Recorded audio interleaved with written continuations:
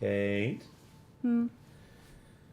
Are you ready for some horrifying things? I'm already scared when I go near a a cornfield, so... Fair enough. Children of the corn and all that shit.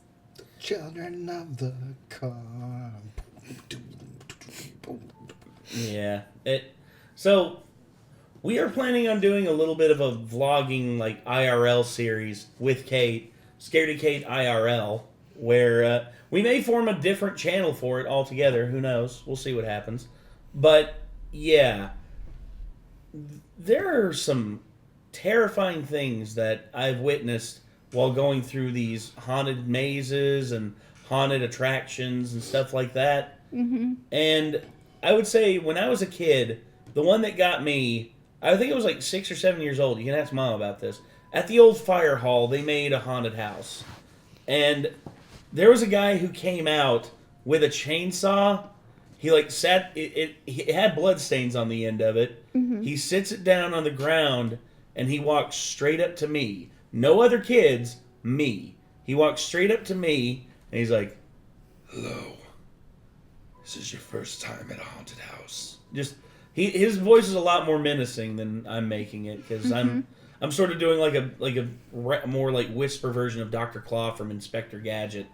So he was basically just like very menacing. He came up to me. He's just like, "I hope you have fun tonight because I'm going to be looking for you. And when I find you, I don't think you'll make it out." He then turns back around, picks his chainsaw back up, looks back at me again and says, "Farewell." And then he walks back inside into the smoke. I'm like, as a kid, Fuck that. I was scared shitless. And here's the thing. Fuck that. I found out later, Mom knew that guy. He was a student of hers, and way. she talked him into it. And I was like, fuck my life, dude. And I don't know where he is now. I'm an adult and that would scare the shit out of me. I know, right? Dude, I was just like, I was just like, as a kid, I was like, how come he's not talking to anyone else? And why is he only looking at me? Like, it scared the ever-loving piss out of me, dude. No joke. And I love her. She's awesome. I know! She's evil. She's an evil person sometimes. She is so devious. We should call her and tell... Well, never mind. We've already bugged her enough for one day. So, either way, though, the whole thing with horror stuff coming up, we're going to be doing we're going to be doing some local places, and we're also going to be doing some places from my neck of the woods. Yeah, from her neck of the woods in South Carolina, and also probably I'd say we'll do a couple local ones. We'll do one that's a little further away from us, like an hour away, and then we're going to do one that's in Greenville, which is about 3.5 hours away. Yes, so we'll make an adventure out of it, and also I think we should all ride together for that one. Oh, yeah, for sure. Yeah. I know it'll be a little cramped, but it'll save on gas. Mm-hmm. It'll just make things so much easier. I think meeting at their house would be better since it'd be closer. Yeah, that's true. But needless to say, we got stuff planned for that.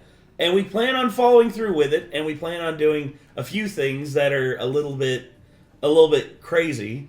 I guess we'll see how it goes. Yeah. But stay tuned. So yes. So stay tuned, and maybe you may receive the fright of your life. But you know who's ready to give us some good frights? Mr. Nightmare. And he's got 3 terrifying true Cornfield horror stories chalked up just for you. And he never disappoints. Yes, he has always done extremely well with these. Also, I'm thinking about, like, me and Jake talked about it, and also I talked about it with Chad, doing the live action, like, retellings of these, like, doing live action, like, full retellings of these stories. I think it'd be really good. Yeah. We definitely want to give credit where it's due, though. Oh, absolutely. And definitely go check out his videos. Well, yeah. Pizza delivery, want to know somebody that can get us pizza delivery bags. So. Oh, dude, absolutely. Andrew can probably get us some from Pizza Plus. Mm-hmm. Cool. That'd be cool. Anyway, so let's go ahead and get into this. This is Mr. Nightmare, and we're ready to be terrified. And the spooky season's almost here. Yes. Here we go.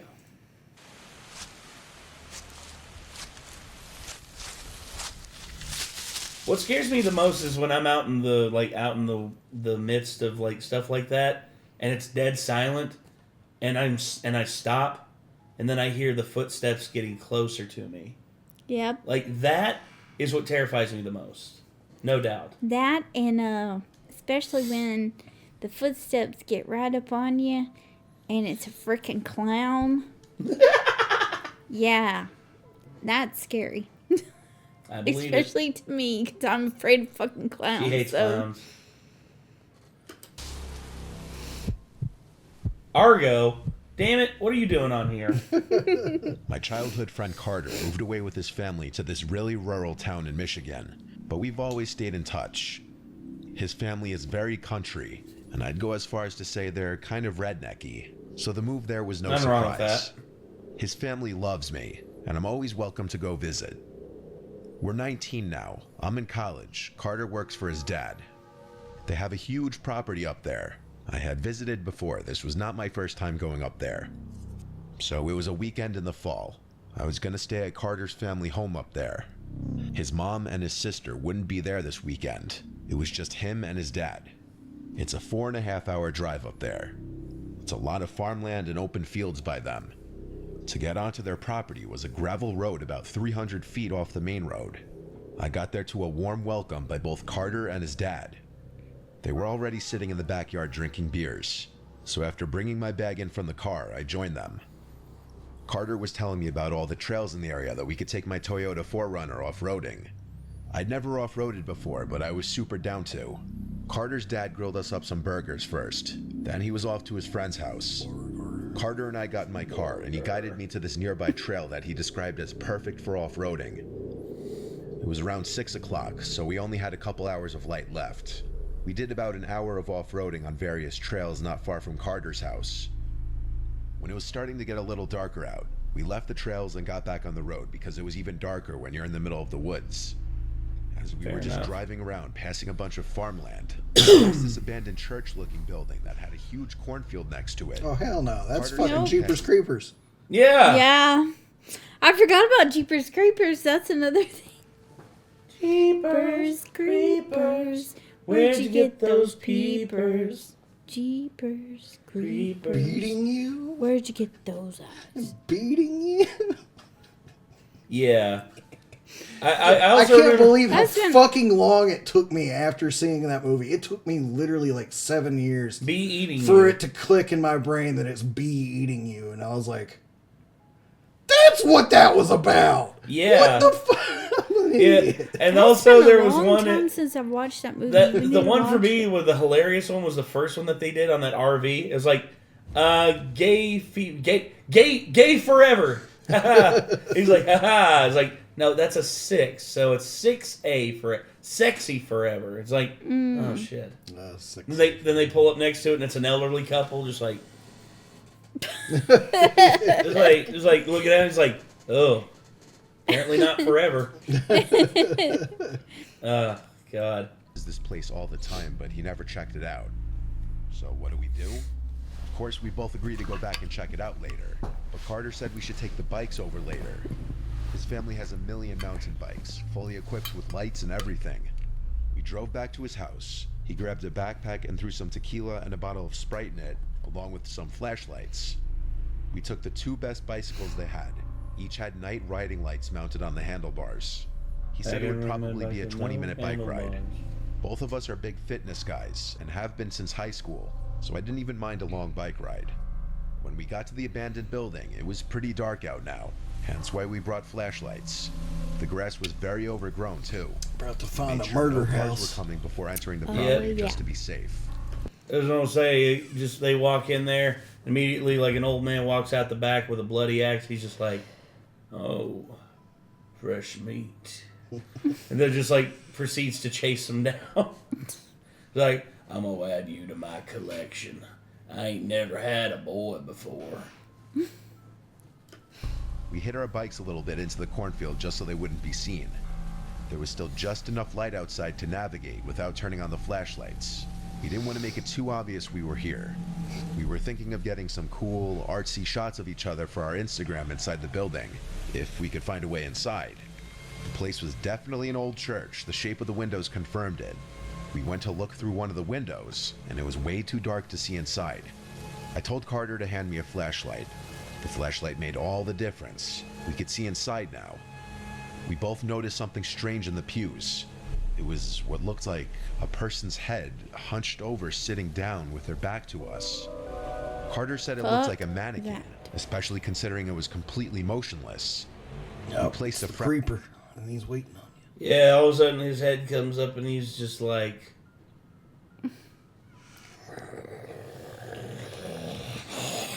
Just like, all of a sudden you see his wings come out. It's like, fuck! Yeah. Just start running. Friendly bet. Carter betting it was... By the way, we're making references to this.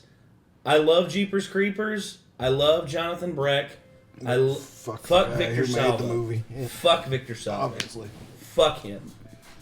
The mannequin, and me betting it was some drunk homeless man. We went to the front door of the place and saw it was boarded up. Carter shook the door just for the hell of it to see if it would budge, but there was no shot. He implied this meant he won the bet because there was no way for a homeless person to get in there. I said, hold up, let's check the other windows for a closer view. Oh, so we walked is along it just the me, other... or does the pattern on that remind you of the puzzle from Resident Evil 4? Oh, fuck, you're right.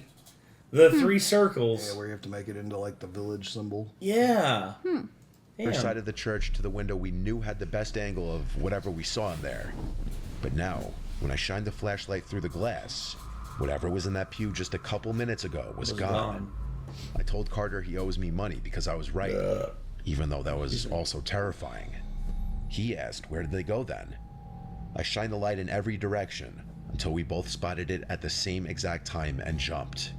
The man standing right to the left of the window on the inside. He was looking at us. It didn't look like no homeless man to me, though. We took off running back to the cornfield. We tried to find the bikes in a panic, but we couldn't. It was so dark out now that we were avoiding turning on our flashlights to expose ourselves. We heard a slam from the church building. It sounded like some kind of door. Carter told me to be quiet because he heard sounds in the cornfield, like the crops being brushed through by someone. Then it just stopped and went silent. Dead silent. No breeze at all, so all the crops were just still. We were stationary, ducked down, scared to move. Eerie silence like that where there's no wind, no crickets, no ambient noises or anything like that. And it's That's the worst. And it's just you. It's also bad because you know that if you make a sound, whatever else is there with you is immediately going to know exactly where that sound came from. Exactly. Yeah. Which is why I would probably be like looking on the ground for like a stone that's not like got any brush around it or anything like that. Picking it up and just throwing it in one direction. Like away from you? Yeah. Yeah. And if you hear the footsteps going towards that, you go the opposite way, basically. Exactly. We were in this position for a solid minute before Carter said in a low voice, "Which way did we leave the bikes?" And this was when we heard the crops mere feet away from us being brushed aside as someone was clearly running towards us. Holy shit. I screamed go as we both beelined through the crops as some of them were smacking me in the face. At some point we cut out into the open, leaving the cornfield, running back to the road. We were no longer being chased. Carter called his dad right away and he came and picked us up. He wasn't the kind of dad to get pissed at us for trespassing or drinking or anything like that. He was more so pissed about the bikes. But he said we were right to leave the bikes and run. The next day, he drove us back to that church, bringing his gun with him. We looked in the crops until we found the bikes. Then we threw them in the bed of Carter's dad's truck. We were about to leave when we took a look back at the church and saw someone at one of the windows. It had to be the same person. I guess when he saw us notice him, he creepily walked away from the window. Carter's dad said, "Let's get the hell out of here," because that was genuinely disturbing. For his dad to be creeped out meant a lot. He's a pretty tough guy. We went to some barbecue place afterwards and had a bunch of food and some drinks. Afterwards, Carter's dad called some town number to let them know someone was squatting in that abandoned building. As long as it was brought to their attention, at least we felt like we did something. Who knows if that man is still hiding in that church, though? Or who he was, for that matter. It's the creeper. Yep. You guys almost got caught by him. You would have got your peepers. Or he'd added another collection to like the amount of hearts he's eaten. Yeah. It's whatever piece of it he needs currently. Yep. He's like, well, this foot's pretty bummed out, so let me lick your toes, boy. Damn, Nate, really? I'm sorry. That's nasty. That is like, oh, you are what the Hispanics call El Terrible. Pretty much. I live on a farm with my brother and his wife. We split the responsibilities in the busy season. I'm always expecting those fucking things to take off into the air. They look like a plane. Just sprays water. Yeah, That's just sad. It looks like it's getting ready to fly. You know? Yeah. It's going down a straight runway with something sticking that far. It's like... Only thing that's missing is a propeller on the front. There's nothing to make it fly. Yeah. Plus, it is way too heavy. It's got Yeah. water and it's weighed down. The irrigation. Yeah. Basically, For my next trick, watch this sucker fly. Yeehaw! Basically, Borderlands 2 reference. basically, I can just see like a John Denver reference. It's like, thank God I'm a country boy. Oh shit! I feel bad now because John Denver died in a plane crash.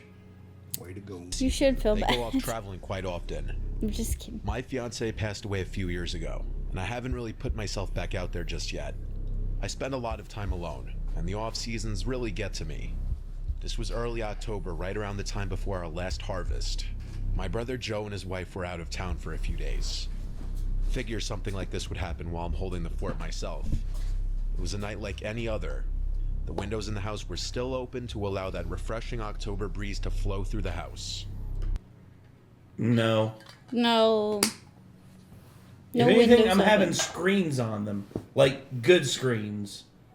Like, I ain't leaving my windows open just like willy-nilly. Fuck that. Yeah, Outside, only I- windows with like a good 20-foot sheer drop to the ground. No. Even then, I'd be afraid of like a bunch of insects flying in. Yeah, well, if they got a screen on them, I mean, for some Fair, fucking yeah, reason, we there, don't have yeah. screens on any of the windows in this house, and that baffles me. Ask my mom. We don't ever open the windows though, so. Because there's no screens. Suddenly heard a scream, I'd open my window if I had a screen on it. Wait, did you hear that? like any other. The windows in the house were still open to allow that refreshing October breeze to flow through the house. Outside, I suddenly heard a scream. It was the scream of a female. I couldn't tell if it was a teenage girl or a grown woman, but it was blood-curdlingly high-pitched. Screech owl, cougar, I sprang up fox. from my lazy boy recliner and went to my gun safe in my bed. So that's always the thing about people hearing screams outside. I'm just like, well, understandable. It's hair-raising the first time you hear any of those, but there are a lot of explanations that aren't people that sound like they could be people. Skinwalker. Well, yeah. Bedroom to grab my rifle. I went outside This to be guy's greeted smart. by the breezy, chilly air. He goes outside with a gun. I stood on the front porch for a second, waiting. You say smart and says goes outside. But the Same smartest Mm-hmm. guys would just have the gun and stay inside looking That, at like that True. me like as soon as I hear that scream, it's like window shut, lock. Turn off all the lights. Yeah, and then just go out there with a gun and just sit there with a gun, and that's the thing. If I hear a scream, I probably want to do something to help, but I don't know if there's anything I can do. Maybe. I will say, when I was little, I was at my granny and papa's house, and we were outside playing, and we heard this man screaming, yelling, "Help, help." But at first we couldn't really tell what he was saying, but it turns out that their friend that lived a little bit down the road, he had, later on, we found out that he had been drinking and driving his tractor. Oh. He fell off the tractor, and he was caught in the tractor and had a bad concussion and everything. But his wife wasn't at home. So if we wouldn't have went inside and told our grandparents what we heard, then he probably would have died because of the blood loss and everything. And in this situation, I would say, yeah, like, as soon as I secure my house, I'm going. Yeah. Like, I want to do something to try and help. Yeah, well, somebody yelling help's different than just hearing a wah. Well, the first couple screams were just like, ah, like it was like a deep, like, I can't repeat it, but like, and then he was like, you could hear help. Yeah. Help! Yeah, like that. But. And I heard the scream again. It was coming from the cornfield. Fuck no. I fired a round into the air as a warning shot. I didn't at that moment know what was happening. It could have been someone in danger or a group of teens messing around being punks. After I fired the round, I heard a woman's voice yell, "Help." There you go. Wow, that's different. Before there was nothing but silence. I called out, "Who's out there? Where are you?" Nothing but wind now. I turned on every exterior light I had on my house. And I also grabbed my cell phone and called 911 as I walked into the cornfield, calling out, waiting for a response. After telling the operator what I heard, I was left to wait for a few police officers to arrive. There were a total of 4 that ultimately showed up, and with the help of them, we all checked the cornfield, shining flashlights and yelling out for anybody who needed help.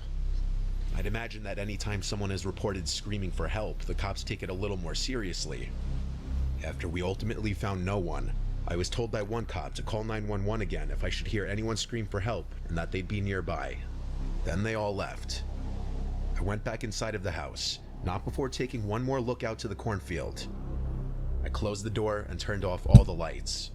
There's not much to do in this county for the local kids, so it didn't seem unbelievable that maybe it was some kids trying to scare some random farmers and homeowners. After another hour of watching TV, I went upstairs to bed. I took a couple melatonins to help me sleep, as I'm a chronic insomniac. Usually, I'd say that's unfortunate. That's what works for me. After, I'd guess, an hour and some minutes, I heard creaks and clunks from downstairs. Oh, shit. Should have shut your windows before you left. Because I think that's what it was. There was a distraction to get him out of the house, and he left his windows open. Yeah. That's why it's important. That's why it's important. Secure the fort before seeking out anything. I just realized I never closed the windows downstairs. Damn. You can hear everything through the paper-thin walls in this house, and all the floors make noise. I grabbed my cell phone and called my brother Joe. He picked up, and I asked him in a whisper if he's home. He said no. In that moment, all the hairs on my body stood up, and I knew now I was in fight or flight mode. I told my brother there's someone in the house, call the police for me. He was a few towns away, so it would be the same dispatch center. He said he would, no questions asked, and hung up. I tiptoed as quietly as I could to the safe and grabbed my shotgun. I know for a fact I made a noise as I crept to it though. It was inevitable. I heard sounds from downstairs still.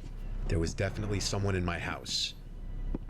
You can tell this art's AI generated because 2 door handles. Yeah, what's up with the two locks.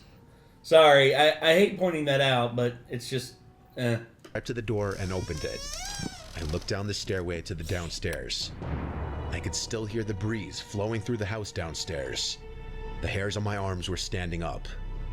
I started inching down the stairs one at a time, trying my best not to make a sound. But I only made it down a few steps before hearing footsteps from downstairs on the wood floors creeping closer to the stairway, until a tall, skinny figure appeared at the bottom of the steps. I cocked the shotgun and said, "Don't move." He didn't listen. He almost calmly walked out of sight, and I heard his footsteps then pick up to a run through the living room and then out the back door. I yelled stop as I briefly attempted to chase him, but as soon as he was out of my house, I locked the door and called my brother. He said the cops were on the way.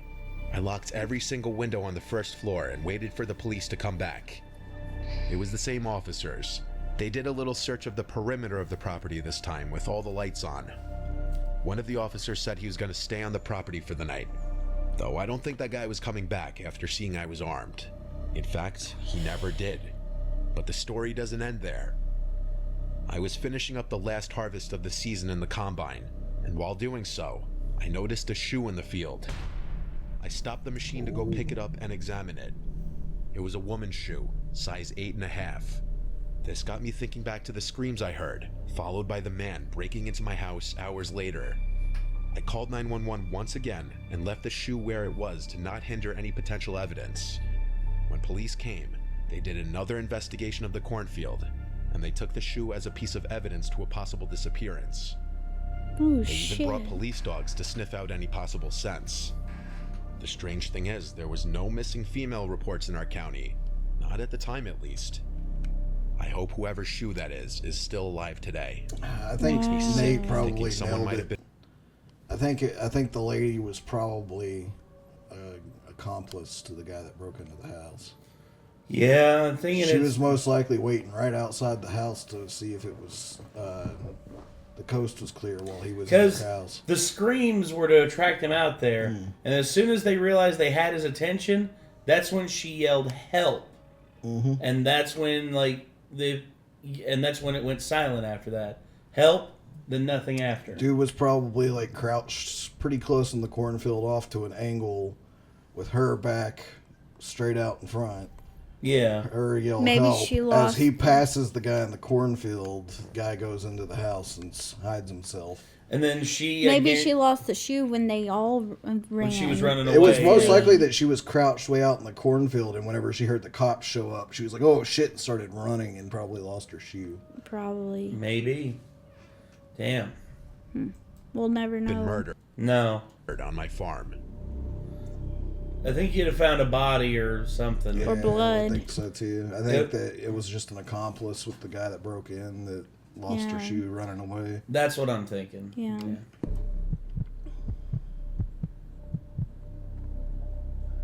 When we were kids, our family had a vacation home in Hollywood, South Carolina.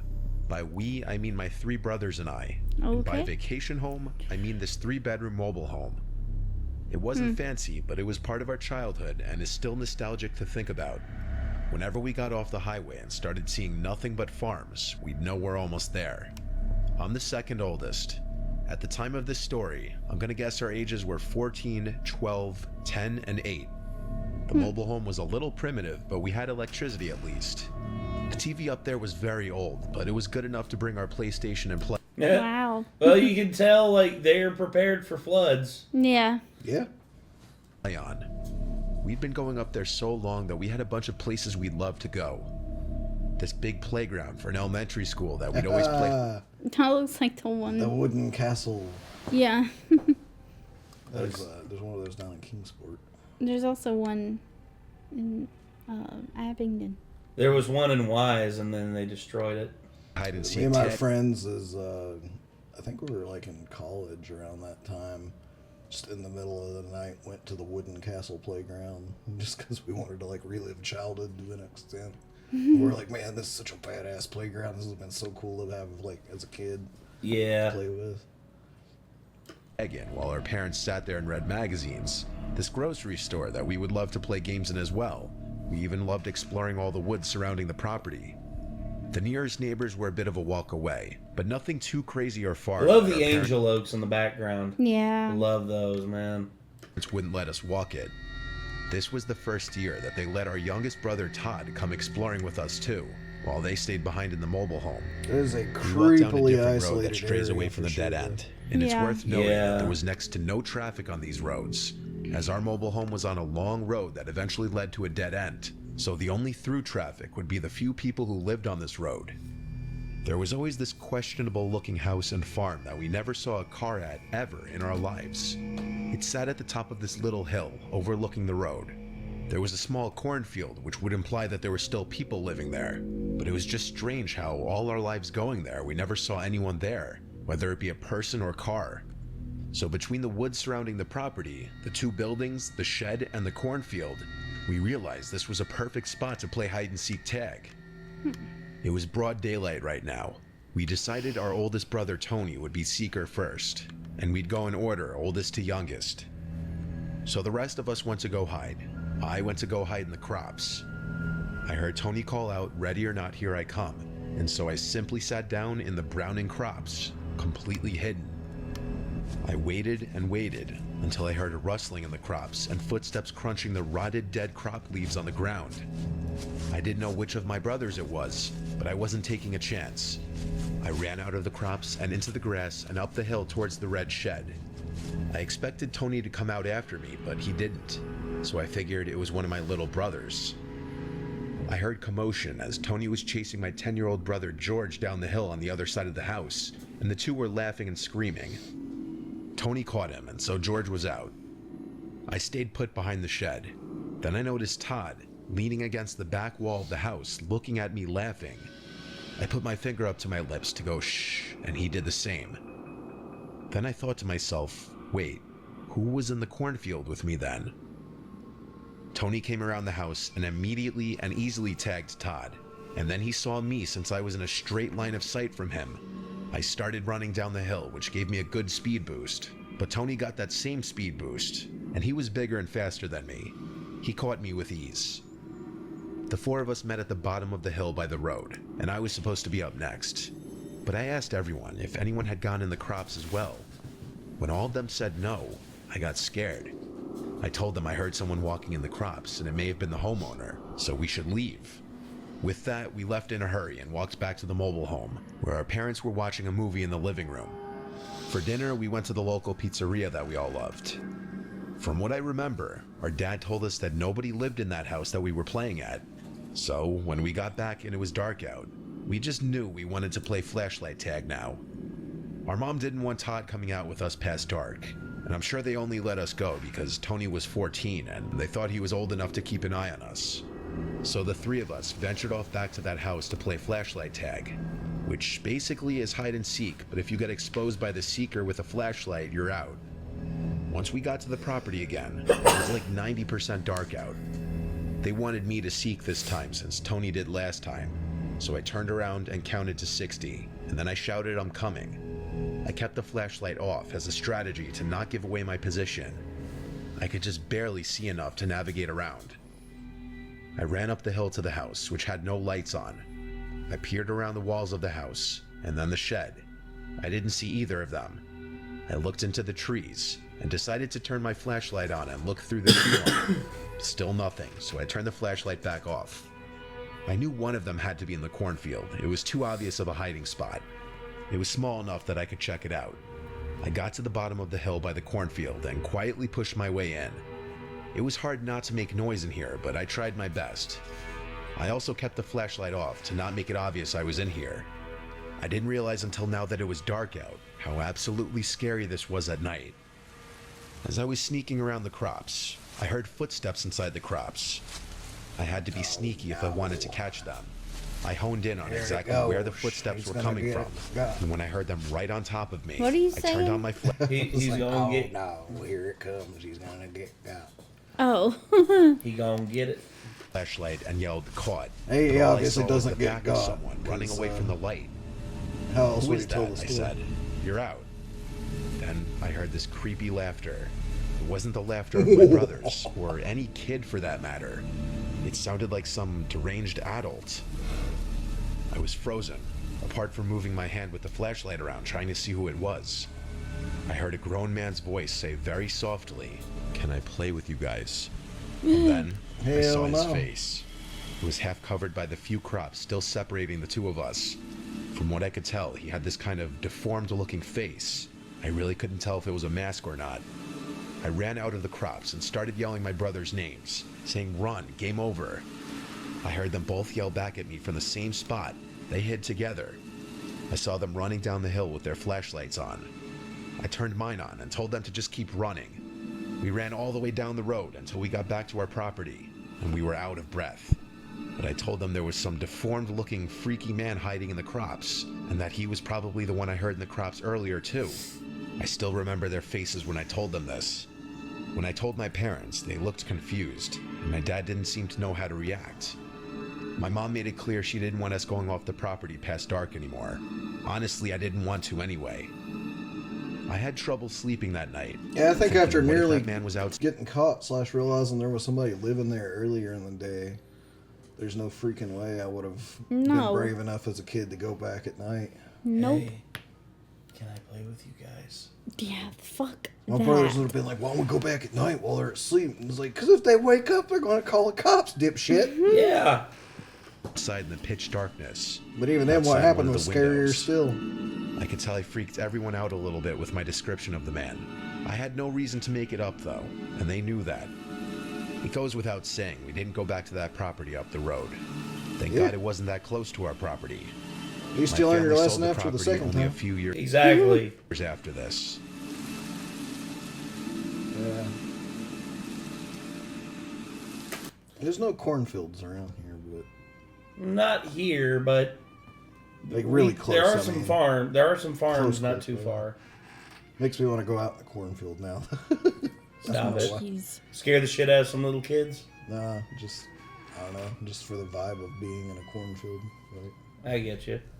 So yeah, there we go. That was 3 terrifying true cornfield horror stories. Wow. Holy shit. So, damn. I think the first one was the best. Cause I would agree. Yeah. It was horror movie like, you know. Yeah, I would very much agree that the first one was the scariest. The second one was... That I could easily believe that if somebody had seen that, like, that, dude, there's probably a fucking murder dungeon in the bottom of that abandoned church. No shit. That dude's probably seen the Jeepers Creepers movie and decided to replicate that shit. Like, good thing you got the hell out of there. And the fact that the dad was scared too, that's what gets me as well. Yeah.